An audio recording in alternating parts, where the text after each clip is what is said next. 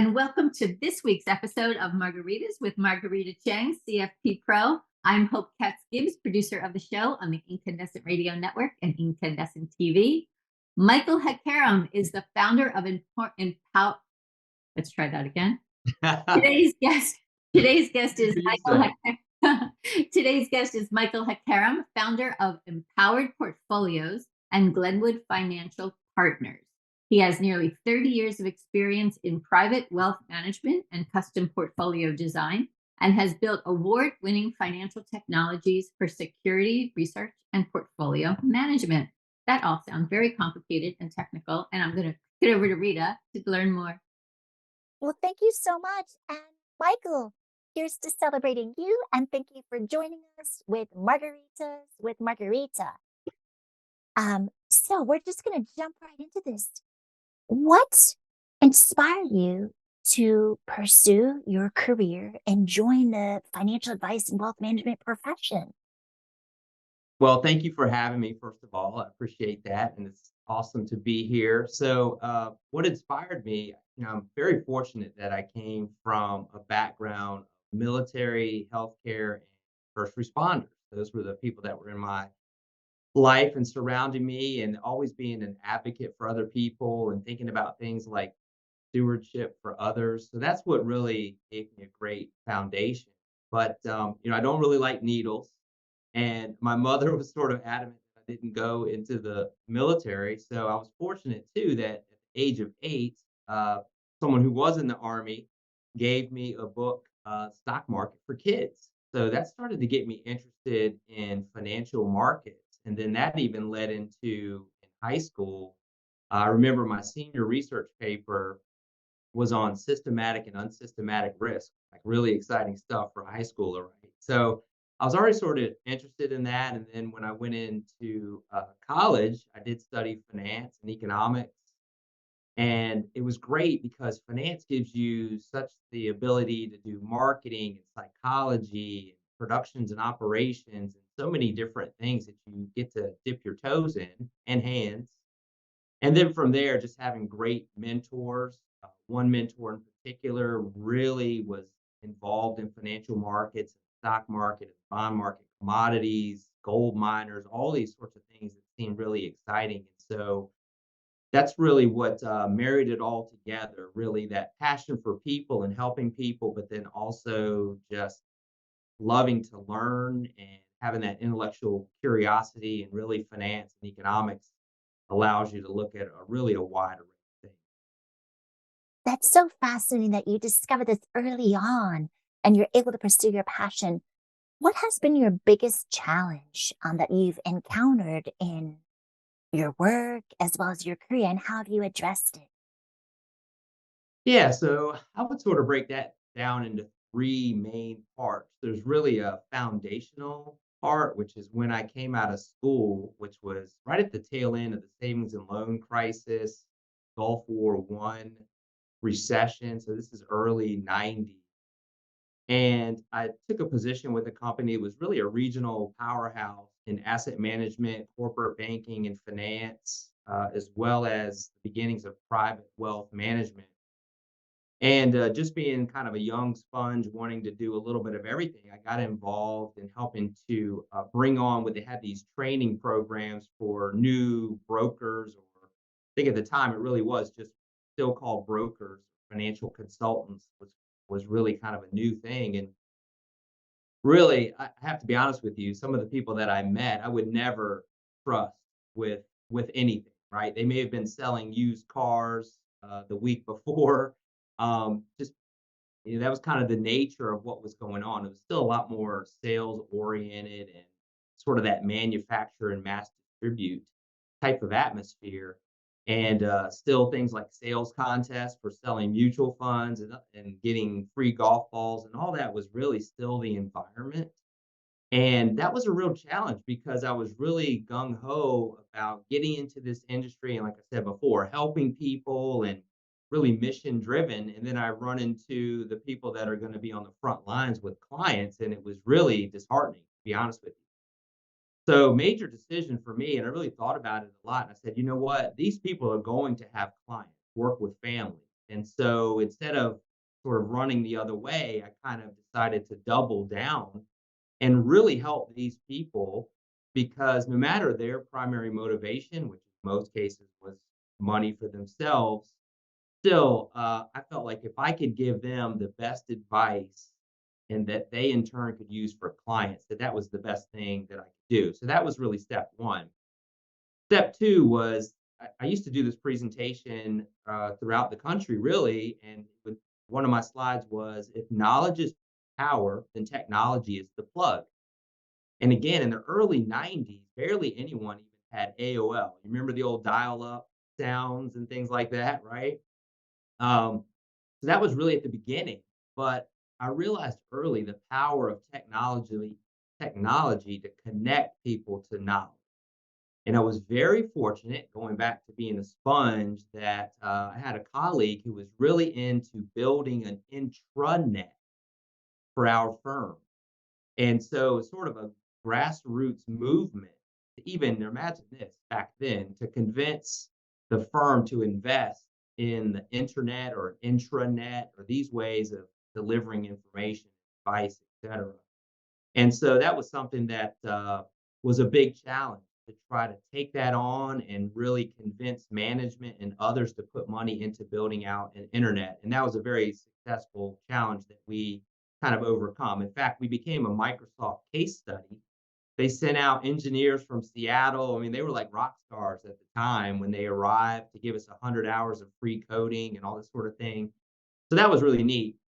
Because after all, we're not trying to just manufacture and distribute it. As I said before, there is this thing we call a fiduciary standard where you're supposed to put clients' best interest above that of you and your firm. And I think using technology to do that was really where I was going, and that was certainly, a challenge. And then lastly, I would just say that even in a fiduciary environment, there are still challenges. And for me, that was a major crossroads in my career.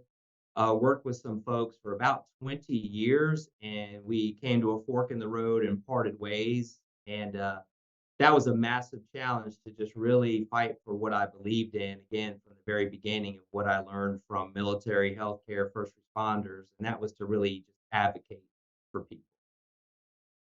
I really do love that. And thank you so much for sharing. There is a difference between the suitability standard, the fiduciary standard, and someone explained this to me nicely. It's salesmanship and stewardship, Right. right? And with that in mind, I think you alluded to this a little bit earlier. You've always been committed and passionate about um, upholding the fiduciary standard and doing what's in the best interest of your clients. Can you share a success story or accomplishment that you're particularly proud of? Yeah, I'm going to bring this down to something foundational again. And I like to say, this sort of brings it all together finance, economics, and other things. And it's why something like Chat GPT, I don't feel like it's coming for me or what I do at all. And that's because of human things like empathy, uh, relationships, and you really marry those with your expertise. And what I like to do is kind of storytelling. And I think some success stories for me are actually working in cases where there's a real crisis.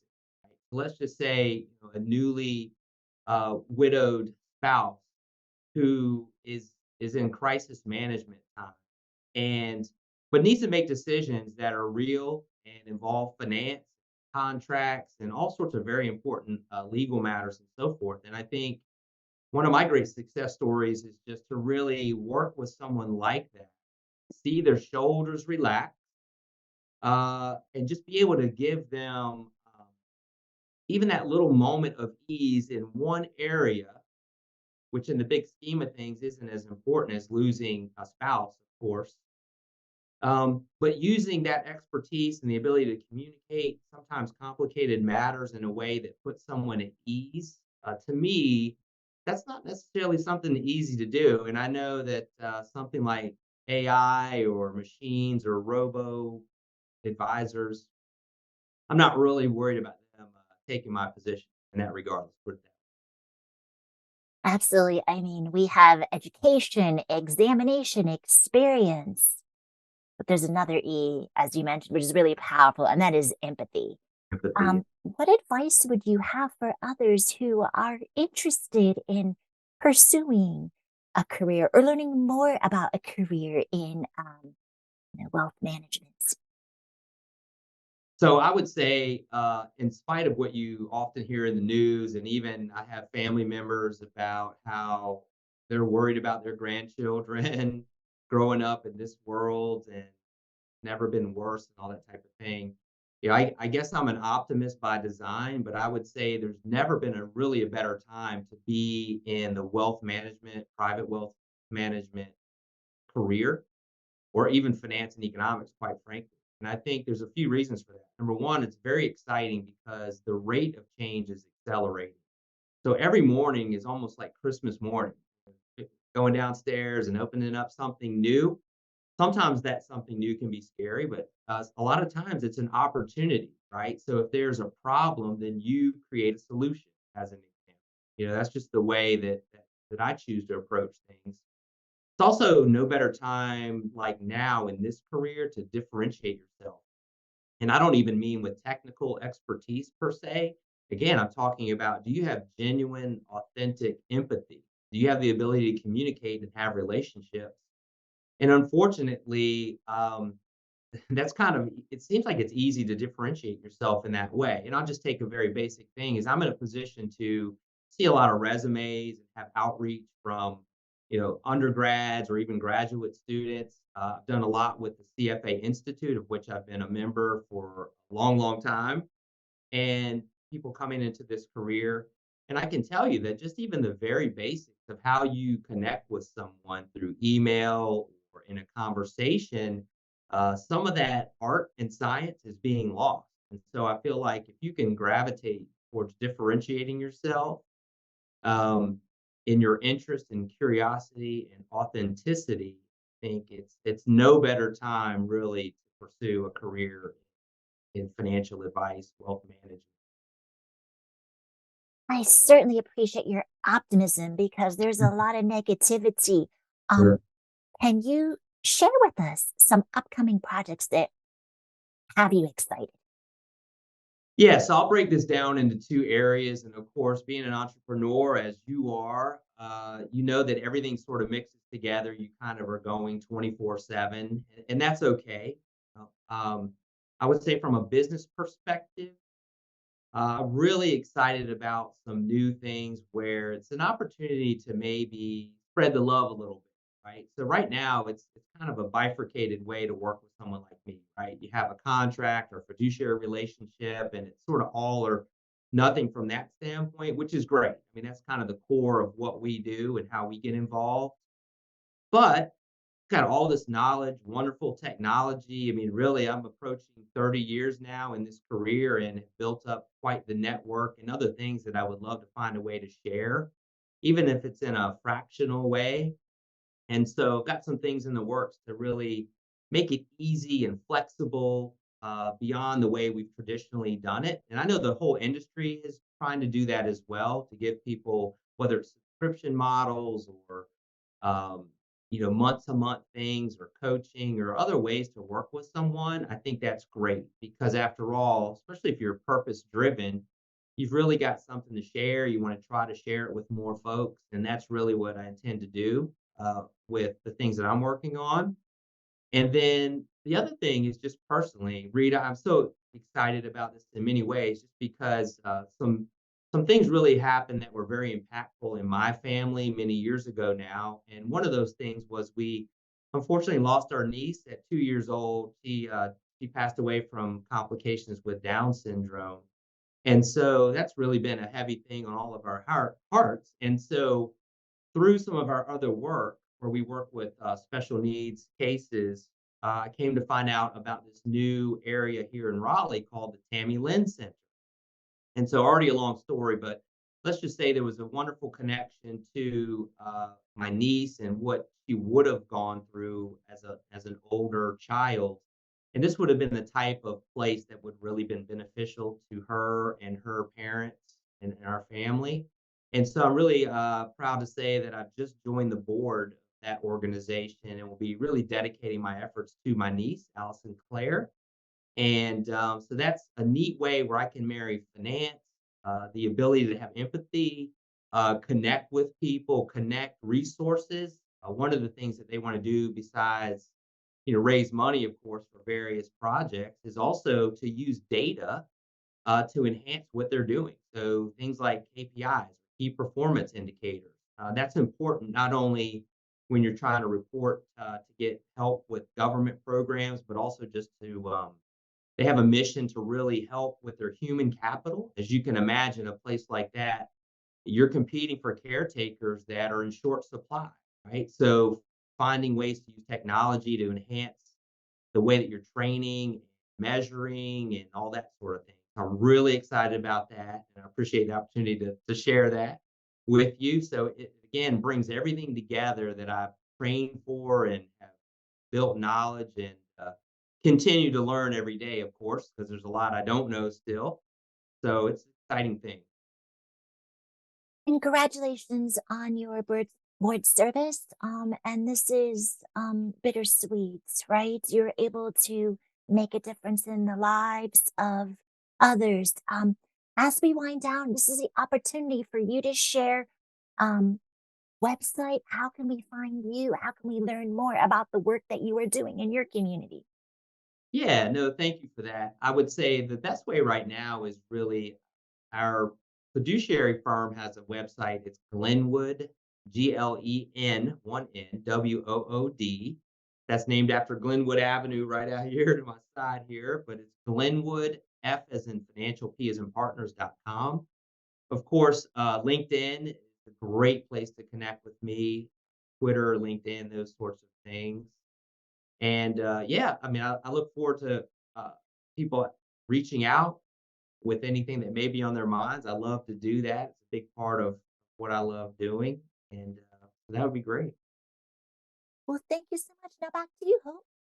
Thank you, Michael. Welcome to our world, because I think that there's a lot that we will be able to help promote that you're doing. Such a heartfelt program and project. Rita is very much her soul, the core. So we look forward to more from you. And thank you to our audience for sharing today's episode with us on Margaritas with Marguerita Cheng. I am Hope Katz Gibbs, producer of the show on the Incandescent Radio Network and Incandescent TV. Michael, Rita, we'll look forward to more with both of you. Have a good night. Thanks.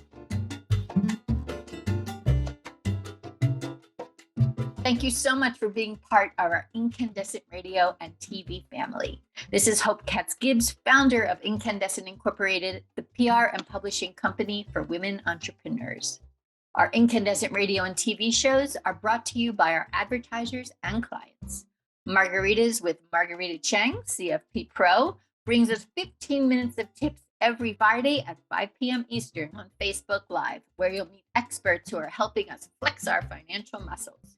Find all of the episodes at margaritacheng.com. You'll also meet intuitive psychotherapist Kara Keem, who interviews therapists and other intuitive guides from around the world. Learn more at karakeem.com. And you're going to love social justice expert Karen Hanrahan, CEO of the San Francisco-based Glide Memorial Foundation. She bridges the gap from local impact to global change on her Thought Leadership show on Incandescent Radio. Learn more about Karen at KarenHanrahan.com. You're also going to love Alina Liao, founder of the radical wellness journaling company, ZenitJournals.com. Alina asks, have you tried to journal but found it hard to keep up? Zenit makes it easier to journal for your wellness. With Zenit, you can customize your journal with prompts that speak to you. No more blank pages. Your Zenit is your personalized space to take care of yourself. Website, ZenitJournals.com.